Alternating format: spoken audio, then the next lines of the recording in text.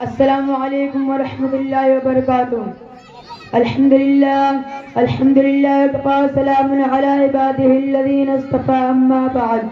بسم اللہ الرحمن الرحیم۔ شافع کون مکہ کی راہ دکھلاتا رہا، شافع کون مکہ کی راہ دکھلاتا رہا، گمراہان شرک توحید سکھلاتا رہا۔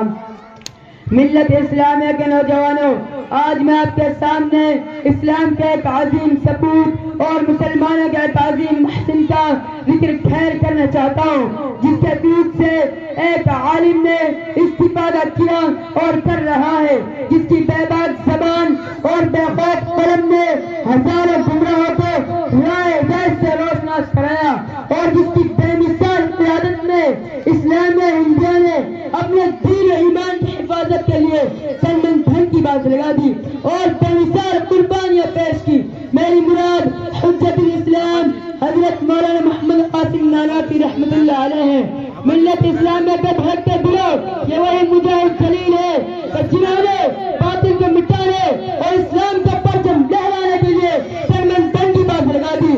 حکومت برطانیہ نے ہندوستان پر غاصبانہ سکہ جمایا، اسلام کو مٹا کر عیسائیت کی تبلیغ شروع کی، ظلم و ستم کے پہاڑ توڑے گئے، کئی لاکھ مسلمانوں کو شہید کر دیا گیا، جن کے گھروں میں ہاتھی جھومتے تھے، پھوٹا کٹورا لے کر در در کی بھیک مانگنے پر مجبور ہو گئے۔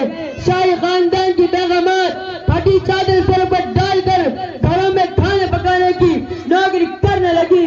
وہ بدنشین عورتیں جن کے دیدار سے چاند سورج ترستے تھے، در در کی بھیک مانگنے پر مجبور ہو گئی۔ ہر طرف تباہی اور بربادی کا دور دورہ تھا، خون پانی کی طرح بہ رہا تھا۔ گلی کوچوں میں نعشیں اس طرح پڑی تھی کہ درندے اور پرندے دن دہاڑے نوچ کر کھسوٹتے تھے۔ مسلمانوں کو خنجروں کی کھالوں میں بند کیا جاتا تھا، تو ہندوؤں کے منہ میں گائے کا گوشت ٹھوسا جاتا تھا۔ الغرض پوری داستان خون سے لبریز ہے۔ بلاخر اس ذات کو مٹانے کے لیے پہلی میں ایک میٹنگ بلائی جاتی ہے۔ حضرت مولانا محمد قاسم نانوتوی رحمۃ اللہ علیہ دور اندیش مشورہ دیتا ہے، جس کے نتیجے میں ہندوستان میں عیسائیت کی ٹکر کے لیے وضع قائم ہو جاتی ہے۔ دوستو، اس عظیم ہستی نے عیسائیت کو مٹانے کے لیے کیا کچھ نہیں کیا۔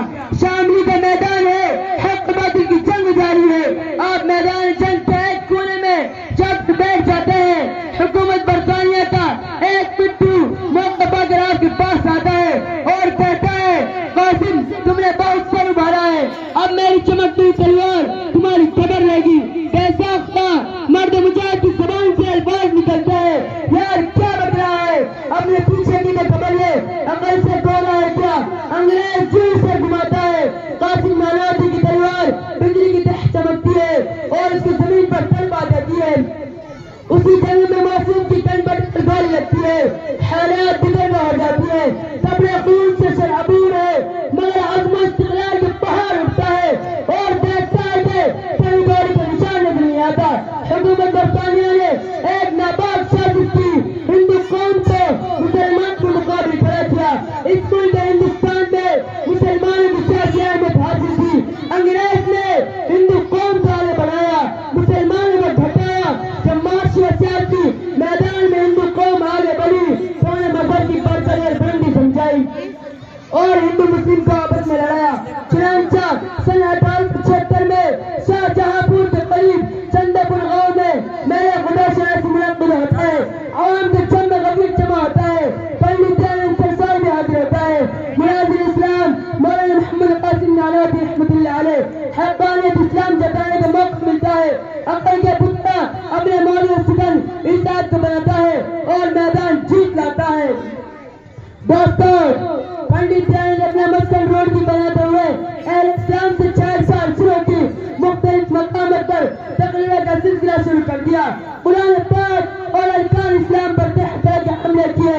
پنڈت جی کو مناظرے کی دعوت دی گئی، بہت کوششیں کی گئی، پنڈت جی علماء کے سامنے آ کر اپنے جوہر دکھلائے مگر تیار نہ ہو سکے، جس کا وقت یہ تھا کہ پنڈت جی مولانا محمد قاسم نانوتوی رحمۃ اللہ علیہ شاہجہاں پور کے میلے میں ان دھوپ اور پتوں کو بلاش خود سنتے گئے، جنہوں نے عیسائیت